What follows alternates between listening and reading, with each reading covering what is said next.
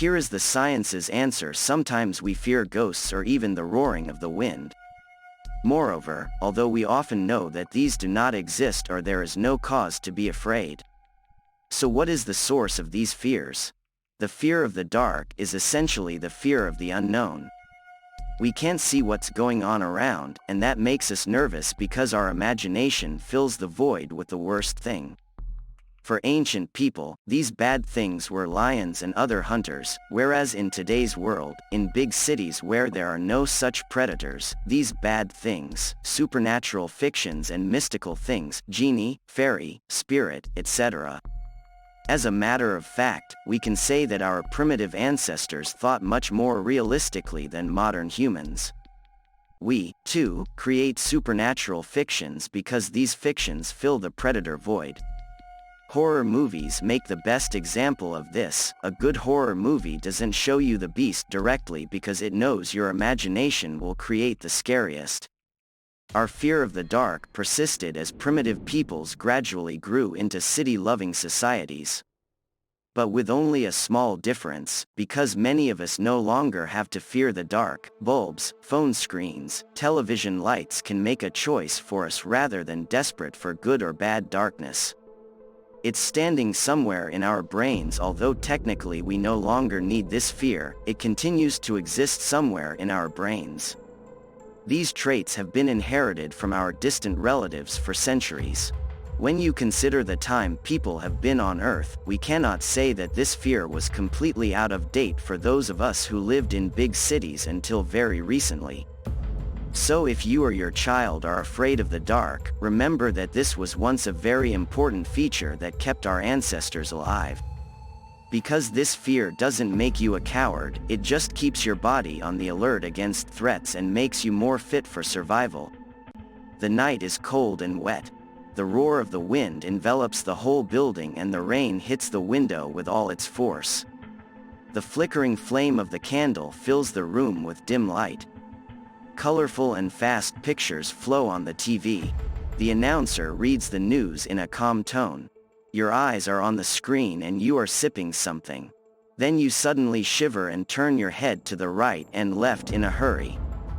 Because you noticed a blackout out of the corner of your eye. However, there is no one else at home except you. A similar situation has happened to almost everyone. But why is this happening? Is there really someone else? Or is our brain telling us a bad joke?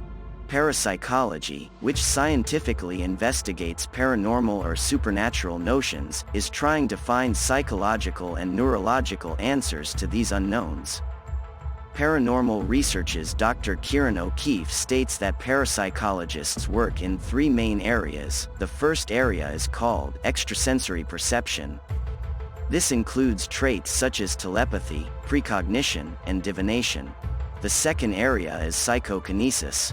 Here, it is investigated whether human power of thought can have an effect on an object. For example, a spoon can bend without any actual touch. The third area includes communication with the dead, spirits and ghosts. Thanks to parapsychology, it is possible to explain the mysterious movements that we sometimes see with the corner of our eye. Although there are different reasons for this, the approach with the lowest degree of mystery and chill is the neurological one. We perceive our peripheral field of vision thanks to club cells. Their resolution is much lower than the cone cells that make up our central field of vision. A sudden movement continuing. Let's listen to Kieran O'Keefe. When we think we see a movement in our peripheral field of vision, it actually consists of unidentified black and white shapes. Because our club cells cannot perceive colors. When we try to make sense of what we see, our brain tries to fill in the gaps. This is called sensory substitution. So the brain is trying to provide a realistic explanation for what we see or do not see. This realistic explanation can sometimes be a ghost. Regardless of the reason, the short moment you think you see another entity in the room can turn your body into an alarm position. You have trouble breathing, your heart beats faster and your hands and feet start to tremble. Some lovers horribly. Some people hate having such an experience, while others quite like this feeling of fear. The reason for this is chemicals called neurotransmitters that communicate between neurons in our brain or between neurons and other types of cells. One of these chemicals is dopamine. Dopamine, which has a great effect on different emotional states such as excitement or joy, also controls the rewarding system in our brain. Again, we listen to O'Keefe, the release of dopamine in the brain is also responsible for our response to escape or struggle. This is why some people don't like fearful adventures, and others feel terrorized. Metric structures trigger the fear. Dark and abandoned structures have been used in horror movies and detective movies to create an atmosphere of horror for decades. Such places seem mysterious to us, arouse our curiosity and give us goosebumps. According to psychologists, the reasons we have such reactions are evolutionary. Because it makes sense to avoid places and situations that will endanger us or make us feel weak. Various dangers are more likely to lurk in an abandoned building. The prospect of something suddenly appearing in a dark corridor scares us. When old wooden floors crumble or dusty curtains move, we think another creature is there. Our body gets tense and vigilant. So we can decide to escape or fight. Pointing out that human beings have an extremely wide imagination, Dr. Kieran O'Keefe says, "I believe that how we behave is directly related to our fantasies. There may be terrible beings waiting to attack us in dark and forsaken places.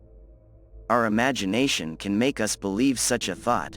The combination of fantasies and belief in the existence of ghosts can make us feel the presence of a being that is not actually." Quote,